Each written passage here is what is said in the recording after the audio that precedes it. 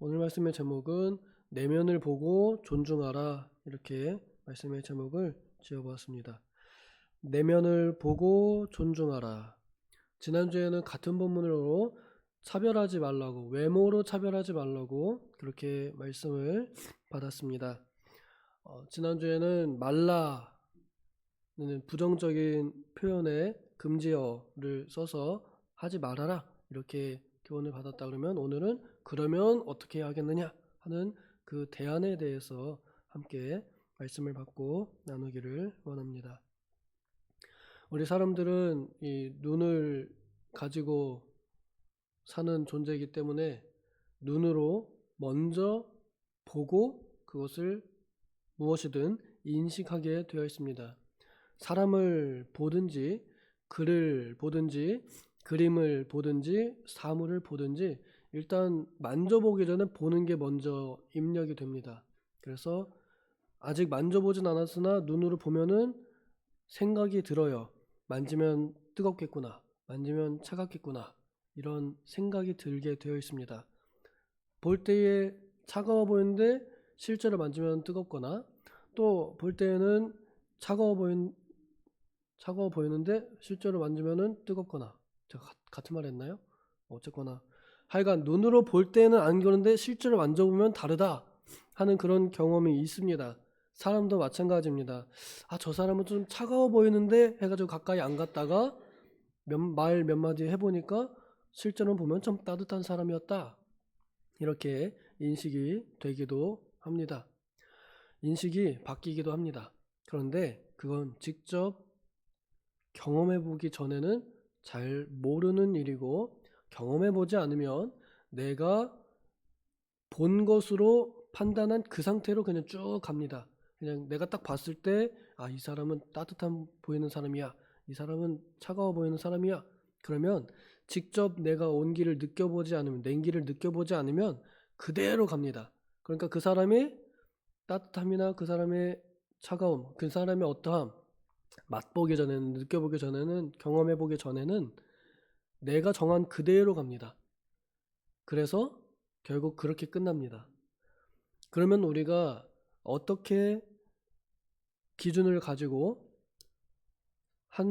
내가 경험해보지 못한, 가까워지지 못한 그 사람에 대해서 선입견 아니면은 인식, 어떤 인식을 가지고 지낼 것이냐, 그렇게 대할 것이냐 하는 것을 오늘 우리가 여기서 교훈을 받기를 원합니다. 우리는 다 각자마다 자기의 기준이 있고, 또 생각이 다르고, 그리고 판단의 기준이 있습니다. 그래서 내가 세워놓은 기준, 거기에 좌우돼요. 내가 세워놓은 기준에 맞을수록 좋은 사람이고요, 내가 세워놓은 기준에 안 맞을수록 안 좋은 사람, 이렇게 합니다. 그런데 성경이 그것에 대해서 결코 옳다고 말하지 않습니다.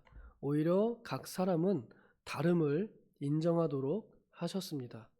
하나님께서 각각 지으신 사람들의 모습이 다르고 성향이 다르고, 그리고 은사가 다릅니다. 잘하는 것, 못하는 것 다 다르게 하셨습니다. 내가 못하는 것 저 사람이 잘하고, 저 사람이 못하는 것 내가 잘해서 서로 부족한 부분 채워주고, 서로 잘하는 부분으로 더 잘하도록 그렇게 하셨습니다. 그러니까 저 사람이 내가 볼 때에 뭔가 못한다, 뭔가 모자라 보인다, 그게 틀린 게 아니라는 거예요. 다른 거예요. 틀린 것과 다른 건 다른 겁니다. 틀렸다고 해서 그걸 정죄하면 안 됩니다. 왜냐하면 그 사람은 내 것이 아니기 때문에. 누구의 것이에요? 몸도 영혼도 신실한 우리 구주 예수 그리스도의 것이기 때문에 남의 하인을, 주님의 하인을, 주님의 종을 내가 함부로 쟤 넘어졌네, 쟤 일어서네 판단할 수가 없습니다. 너 일어나, 너 앉아, 내 거 아닌데 내가 명령하고 내가 간섭할 수 없다는 말입니다. 각 사람의 그 고유함은 하나님께서 하나님과의 관계 안에서 만들어 가십니다. 세우시고 만들어 가시는 것이 하나님의 고유한 권한 안에 있기 때문에 내가 함부로 판단하고 평가하는 것은 내가 그 자리에 올라가는 것과 같은 의미를 가지고 있습니다. 그래서 내가 판단관이 되고 내가 재판관이 되고 내가 평가자가 되고 내가 주인이 되는 주님의 자리를 쏙 뺏어버리는 반역자의 자리에 앉기가 쉽습니다. 오늘 야고보 선생이 말하는 이 본문에서도 똑같은 원리를 우리가 적용해 볼 수 있습니다. 교회 안에서 누군가가 볼 때에 예뻐 보인다, 좀 멀쩡해 보인다, 좀 그럴싸해 보인다, 금반지도 꼈다, 돈이 많아 보인다, 권력이 있어 보인다. 그건 누가 보이는 거예요? 내가 그렇게 보이는 거예요. 그 사람이 정말로 돈이 많은지 돈이 없는지 권력이 높은지 낮은지 그건 중요하지 않습니다. 내가 그렇게 보면은 그런 거예요. 그 시선을 내려놓으라 하는 이야기죠. 오히려 그 시선 때문에 자비가 없어지고 긍휼이 없어지고 오히려 내가 복음이 우선이 되어서 내가 법으로 사람을 판단하고 평가합니다. 긍휼의 법이 사라지기가 너무 쉽습니다. 긍휼의 법은 예수 그리스도의 법입니다.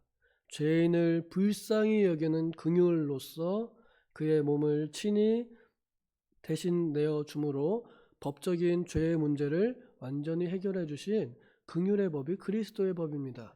그 그리스도의 법에 의거하여 구원받은 우리가 그 법을 버리고 내가 복음으로 내 복음으로 내 법으로 사람들을 받아들이거나 혹은 밀쳐버리는 튕겨내버리는 거절하는 그런 것은 믿는 사람 곧 아름다운 이름을 가진 사람의 합당한 자세가 아니라는 것입니다. 오늘 우리가 가진 아름다운 이름은 성도입니다. 성도는 예수 그리스도의 이름을 가진 사람들입니다. 그 얼굴, 그 인격에 예수 그리스도의 인격이 나타나 보이고 예수 그리스도의 향기가 나고 예수 그리스도의 맛이 나고 빛이 나는 예수 그리스도의 이름을 가진 아름다운 이름을 가진 사람들입니다. 그런데 그 아름다운 이름을 가진 사람들이라는 것들이 사람을 외모로 차별해서 아유 너는 뭐 저기 서 있든지 말든지 알아서 해라 이런 식으로 사람을 갈라치기 내 마음대로 그냥 다 갈라치기 해놓고 막 등급 나눠놓고 뭐 쓸 사람 못 쓸 사람 이렇게 해버리는 것은 나에게 그러한 구원을 주신 그리스도의 죽으심을 심각하게 훼손하는 것이라는 걸 우리가 기억해야 하겠습니다. 교회 안에 누구도 존귀하지 않은 사람이 없습니다. 왜냐하면 한 피바다 한 몸 이룬 형제들이기 때문에 그렇습니다. 그 피는 나를 죄에서 구원하신 그리스도의 귀한 피, 보혈입니다. 그 보혈이 그에게도 똑같이 뿌려졌습니다.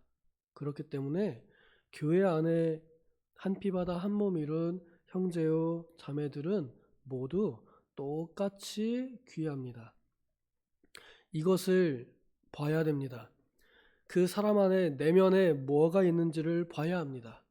그 사람 안에도 나와 같이 성도의 이름이 있다. 그 사람 안에도 나와 같이 그리스도의 보혈이 뿌려져 있다. 그리스도의 보혈이 넘쳐졌다. 흐르고 있다. 예수 그리스도의 생수의 강이 그 안에서도 흐르고 있다. 이렇게 봐야 됩니다. 겉으로 볼 때는 봉사도 안 하고 예배도 잘 안 나오고 무슨 뭐 직분을 왜 받았는지 모르겠는 그런 모습으로 보인다 할지라도 그래도 예수 그리스도 안에 있는 한 가족이라면 그러면 그의 존귀함을 나와 같이 여겨 주어야 합니다. 이것이 최고의 법을 지키는 잘하는 사람들이라고 교훈을 받았습니다. 우리가 하나님의 말씀을 지키려고 하는 사람들이잖아요. 안 지키려고 하는 사람들이 아니잖아요. 왜 지키려고 하나요? 복 많이 받으려고요? 그것도 물론 있지만 그보다 우선적인 건 나에게 그러한 구원을 주신 하나님의 사랑에 감격하여 감사하기 때문에 나도 하나님을 사랑하기 위해서 하나님의 법을 지키는 것입니다. 말씀을 지키는 이유는 그겁니다. 안 지키면 벌 받으니까 무서워서 아닙니다.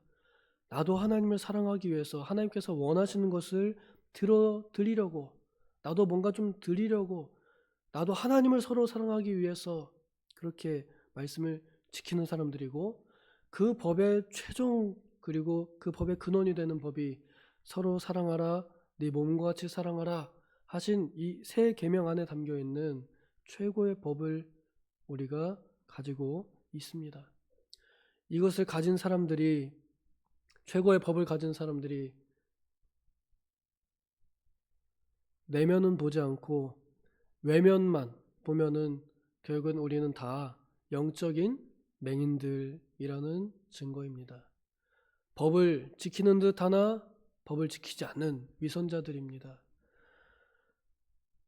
각 사람의 존귀함을 귀하게 여겨주는 마음이 우리에게 필요합니다. 그 사람이 받은 사랑은 하나님께서 주신 사랑입니다.